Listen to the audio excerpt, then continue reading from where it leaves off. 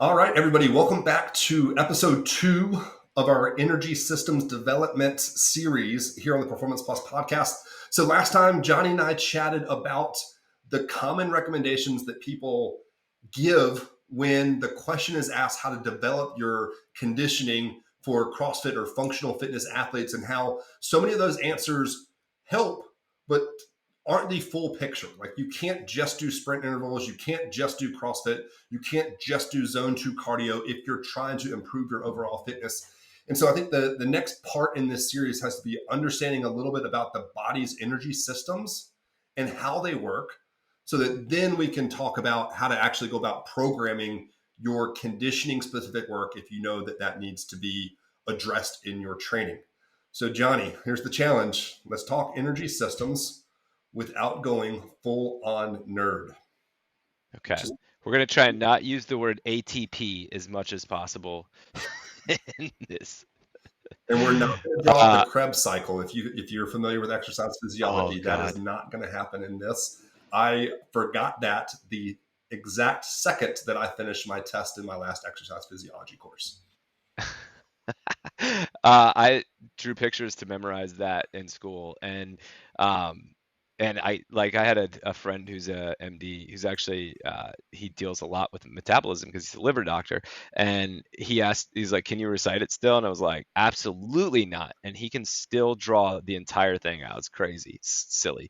So look it up if you guys want to see what we're talking about. Hey, since you're talking about your doctor in metabolism, liver doctor in metabolism, I'm reading the book Outlive. Have you checked that out by Peter Attia? Yeah, love that book. Man, I'm about halfway through it right now. That is a much better book than I thought it was going to be. Highly recommend that to anybody listening to it. I It's have been warned that I'm not going to like the chapter on rehab.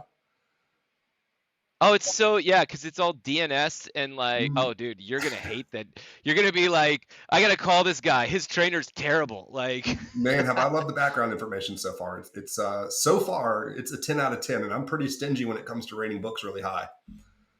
yeah, I actually went back and reread that one because there's so much good stuff in there, and it's literally filled with so much good information. You forget half of it going through the first time, but totally a freaking amazing read. If you haven't read Outlive yet, it is definitely worth it. Just the fact that he comes up with a brilliant strategy for extending your life that is like ties in. It's awesome. Go check it out. But metabolism is important for Peter Attia's strategy. So let's dive in. So we're talking about energy systems today. Energy systems, just so everybody understands, is a way that we describe the chemical reactions that happen in your body in order to create energy to do work. And depending on who you talk to, there can be 3 to 5 different pathways, chemical reaction pathways in your body that create energy based on the duration and intensity of exercise we do. So when we say energy systems, you can say energy systems equal metabolism, and metabolism is creating energy to do work, and that there are 3 to 5, depending on who you talk to, systems. Again, that's hopefully as nerdy as we'll get. But there's, like I said, the 3 systems. We're going to go with 3 because that's what CrossFit Level 1 uses. And I think when you start getting like more into it, it's really where things cross And it's more over. So commonly, there's a phosphagen. it's What's that? also more commonly discussed in terms of 3 of them. Yeah. Yeah, for sure, more commonly discussed. You're like, it's like only nerds in a room if you're talking about more than that. So, but the 3 systems are called the phosphagen, the glycolytic, and then the oxidative. And phosphagen is responsible for exercise that is very, very, very short and intense in nature. So we're talking like 10 seconds of max effort work or less. And this is also called the ATP-PC energy system, if anybody cares. But the second one, the glycolytic, or sorry, I mixed it up. The glycolytic system is the ATPC. The phosphagen, nope, got it right the first time. I messed that up. Phosphagen is ATPC. Glycolytic is the lactic energy system. So the lactic energy system is 10 to 75 seconds of work. So think like max effort 400-meter sprint for somebody that used to run in high school. For the rest of us, that might be more like a 300-meter sprint, but that's the energy system responsible for making all those chemical reactions happen.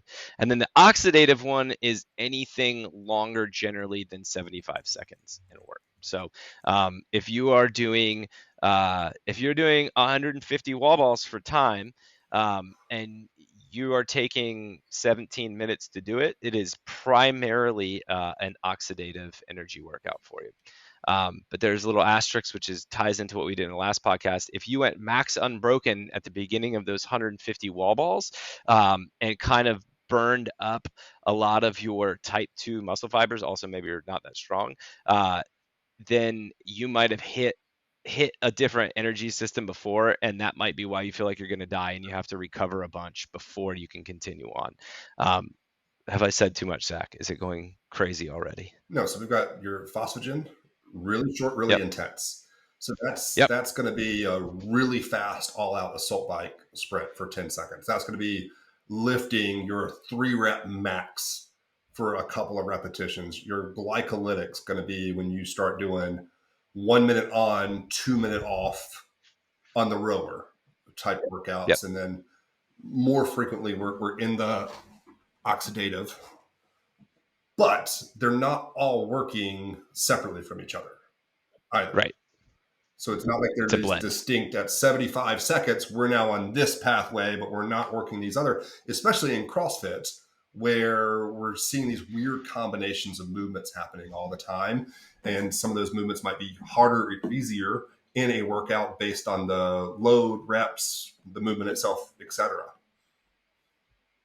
Totally. And that's, I think, what makes things so complicated when we're answering the question of how do you improve your engine for CrossFit, right? CrossFit is multimodal, and so these energy systems can kind of be switching on and off over and over again inside of a single workout. So the second thing we're going to talk about with this is Zach mentioned like an assault bike max effort. So if we're talking about just conditioning and just working the conditioning side, hey, I'm going to build my engine and I'm going to use like an aerobic implement to do that. Let's say it's the bike. You're not hitting that phosphagen chemical reaction system, that very high intensity one, until you're at 95% of your max heart rate, like, or greater. And so a lot of times people don't train that one the way they think they do because they don't spend enough time just getting warmed up. Like, it takes a while to get your body to a spot where you can hit a 95% of your max heart rate. And the same thing with training your lactic acid system or your lactate system. You got to be higher than 85% of your max heart rate to do that. And then oxidative, we're anything less than 80%. And I think most CrossFit athletes, when they're doing a Metcon, most people are going to exist between 80 and 85%. So they're kind of in this weird gray zone where they're not training any single intentional energy system. They're kind of like just in the middle, right? And so in order to improve your engine, we have to specifically improve these 3 energy systems to make you able to the same way you would your lift, right? You have to keep improving how well they function so you can keep improving how much energy that you can produce for exercise or for work. And if we're not training them intentionally, that won't happen. Does that make sense? Are we good there? Okay. So that is why so I'm going to use one more thing. The word lactate's in here, and people kind of don't misunderstand lactate acid. And this is maybe a whole nother podcast that we could get into, but just briefly. So your think about like the energy production in your body, like a bucket, and it's being filled up with water, and there's a small hole where that water can come out of the other end, and that's like this energy system happening or reactions happening in your body.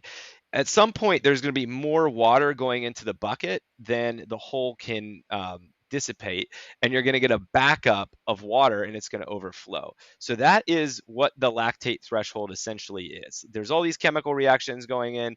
Your body can't buffer all the lactate out of the blood, and it backs up and it overflows, and then you either vomit or stop exercising, right?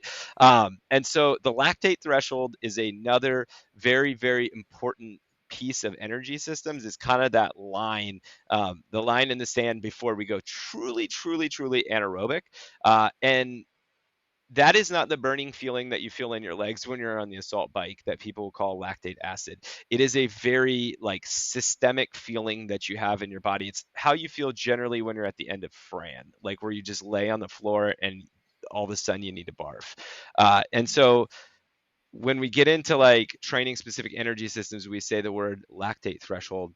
I think it's really important that that is understood. So Yeah, that's really the important. Let me back up on that and make sure we're all on the same page with that.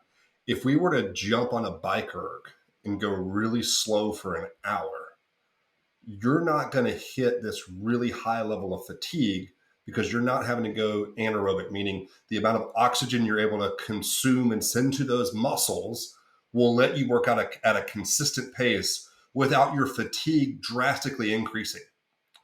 Now, if we got on the bike erg and we went at a really, really slow pace, and then after 10 minutes, I said, okay, I need you to increase your pace to this, and then this, and then this, eventually we're going to get to a point where the work output is getting high enough that I like that bucket analogy a lot. That now that water's fully filling up the bucket and it starts to overflow. Essentially, you go from not being able to breathe in enough oxygen and metabolize all of your work to maintain that same amount of workload. The fatigue starts to build. And when people hit that lactate threshold, that's when that fatigue starts to build. And we know that that workout intensity is not going to be sustainable for forever. Correct? Right. Correct. So, and what's important about it is that we constantly want to move that lactate threshold up and up and up through these steady state or intentional workouts that we're doing. And we mentioned this in the first episode. You got to know where your lactate threshold is at from either a heart rate perspective or a power output perspective in order to do that. So, as our peak threshold keeps moving up, so do all of our other kind of energy systems and heart rate zones underneath of it. So to kind of tie this back into the conversation we're having about what are energy systems and then why are they important, this lactate threshold metric is like a critical thing, especially in a CrossFit athlete, because we want to constantly move that up. The higher your lactate threshold gets, the more aerobic area you're going to have underneath, and the more of a badass you're going to be when it comes to doing metcons and workouts. So when we're having this conversation about what do I need to do, well, one thing we all need to do is constantly intentionally work to raise that lactate threshold, and that is kind of this line in our three energy systems there, where we're going to start going into that anaerobic glycolysis. So if we go back to your bucket analogy, your aerobic system being bigger, is that the bucket's bigger or is that the whole bigger?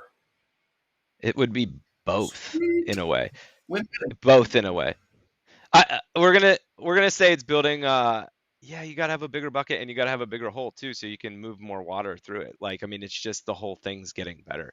And I know that's kind of dense for some people out there, but just know that when you're doing all this stuff, if your threshold is higher, you're going to be able to do a lot more work before you get to that workload where it becomes unsustainable and you can't keep up with the fatigue. Is the big point of that. Yeah, and then on the other side of that, we have to train the other end of that. So our low oxidative system, which people know as zone 2, thanks to Peter Attia's book. I do believe that's why it's become popular. We have to train that as well. That is kind of, we'll call that making the bucket bigger aspect, whereas the lactate threshold piece is making the hole bigger. So training both sides of those, improving our bucket so we can get our output up. What else do we need to talk about with energy systems? I think the one thing that a lot of people don't appreciate with your aerobic system that I'm hoping you can chat about a little bit is that it will also help you when you're doing those really high intensity intervals. So say our workout is, God, one of my least favorite workouts that I used to have to do with a nutritionist that I was working with. He made me do 25-second max effort assault bike, 3-minute rest for 5 rounds. While that 25 seconds all out is obviously not, in that like aerobic capacity standpoint, what does somebody having a great aerobic foundation do in a workout like that focuses on the other energy systems more? So it allows them to shuttle lactate, the byproduct of all that really high intensity work, quicker. It allows them to recover quicker so they could get back on. So if Zach was a untrained person doing that workout aerobically and he did it, he would probably barely be recovering. He would probably barely be able to buffer all the lactate out of his body by the time he got back on the bike. Versus if he was a super trained athlete, he might recover from that near maximal intensity exposure on the assault bike within 30 seconds, maybe a minute, and be able to go again if he had to. If he's given 3 minutes, he'll actually be able to output the same amount of max effort every single time. Well, I can So tell you that having didn't that happen. That was not recovered. That's why I hated that workout so much. Round one, oh, that was bad. Round Zach two, lifted more and didn't do his zone 2, and so 3, 4, and 5. Oh my gosh, my power output just started to really drop down. Yeah, so from a physiological standpoint, that lactate threshold that we are just talking about, Zach's bucket was still full of water when he had to get back on the bike, and he was trying to pour more water in there, and it just backed up super Yeah. quick. And so his brain has to make a choice. It knows, like, Zach has either got to barf to get some of this out, he's got to die, or not die, but maybe just fall over on the floor and start spasming, or he's got to slow down. And I think very few people in the world are capable of overriding the deeper levels of their brain with their front brain to just say, no, I'm going to keep hammering until I puke. Most of us just drop our power output to a level where that bucket can process through more of the water. That's one of the most impressive thing to me about CrossFit Games athletes is the ones I've worked with, they can turn their brain off to that. I can't go to that spot. I can't either. I actually have to I have if I'm gonna do that, if I'm gonna do like a true power output test for me, which is usually on a bike, like I have a whole ritual around it just to be able to get myself like almost dumb enough where I can like get on the bike and actually do that, because it hurts so freaking bad. Like it hurts so bad. One other thing you mentioned in there that I think is important to point out is when you're talking about developing all of these energy systems, you have to know the intensity at which you're working out. So Yeah. I just finished one of Johnny's programs. It's on our Performance Plus app. I finished our Rower Build Your Engine program and saw fantastic results. My 20-minute average watt test increased 9%. So pretty large jump That's great. up in that. And my 2K row time decreased 8% in 6 weeks. So I was super pumped with how much better I got energy system wise in that short period of time. But what was so key about that program for me is somebody that has a really hard time just going out and going all out and having a hard time dialing it down to the right intensity in workouts was that entire program was based off of our first week of testing. So we tested my 20-minute average watt output. And then the entire program was based off of ranges from that made sure I was training at the right intensity for that day's goal. And I think that's where a lot of people can get really messed up when they try to do energy systems work. Like if you just go out and run as hard as you can for a 1 mile run, that ain't going to help you. Where if you're going out and you set a goal of running for 40 minutes that day, and you run for 400 meters and then you get tired and you walk for 3 minutes and then you run again. And this time you go for 600 meters and walk for 4 minutes and you're just all over the place. You're probably not going to get as much out of that as if you're working at the right time domains and intensity domains. Yeah, and that's really hard for CrossFit people because we're so trained on intensity, right? Like intensity gets results. That's like CrossFit level 1, almost the moral of the story there. But like uh, going as hard as you can every single day, pushing your heart to max heart rate on every single thing you do, actually will get you worse, in my opinion, over time than better, because you're always going to end up either in the like threshold-ish area, probably not all the way to your lactate threshold, like, but just getting close to that, and kind of this gray zone. And it's gonna be enough work to start like breaking down some of your tissue, which I think you could probably speak to more than me. But it's also, if you do that every day, you're never going to recover. Where like a zone 2 workout at a lower intensity, still developing your energy system, still improving your fitness, but it's not so demanding on your joints and muscle tissue and tendons and ligaments and on all that stuff, where you can actually like, hey, I'm not beat up today, and then the next day you go back out and you can actually have enough to go do another workout at the intensity that you're supposed to. So I think that's kind of key. I think the one of the things that's really beneficial about our programs is that we're using power and not heart rate zone. And I think heart rate zone is the best way to train, but I am so undisciplined as an athlete that I can't even make myself do it, and most people can't either. Because if you, let's say it's a running workout and you're supposed to be in zone 2, and that might mean walking quickly, and a lot of our egos can't always take that. So we're using power, and it's a lot easier to just look at the rower monitor and be like, yeah, I'm rowing a little too hard, let me back off till I'm at the right wattage. I'm rowing too easy, let me speed it up. That is much easier to deal with than the heart rate zone piece. So, and it's also easier to recover that than it is your heart rate zone. If you get into zone 5 on a run, you're not going to get back into the zone 2 phase very easily. Great. Anything else we need to cover from an energy systems like overview perspective? I don't think so. I think from a high level, that's like probably the most important thing to understand is that you have 3 of them.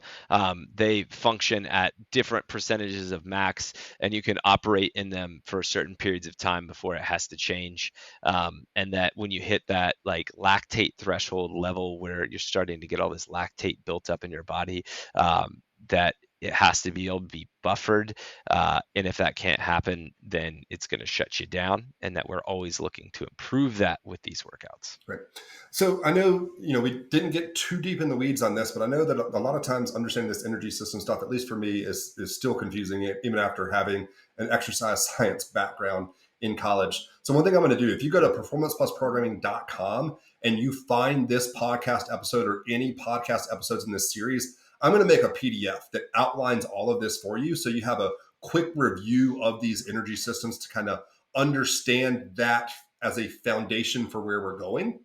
And then, Johnny, over our next few episodes in this podcast, why don't we break down inside of your programming from a Build Your Engine for functional fitness athletes? Let's take each different style of day that you do, and let's talk about how to program that, how to progress it, and what's the goal behind that to follow up our energy systems overview with this one. Great. I love Awesome. that. We'll see y'all here next time.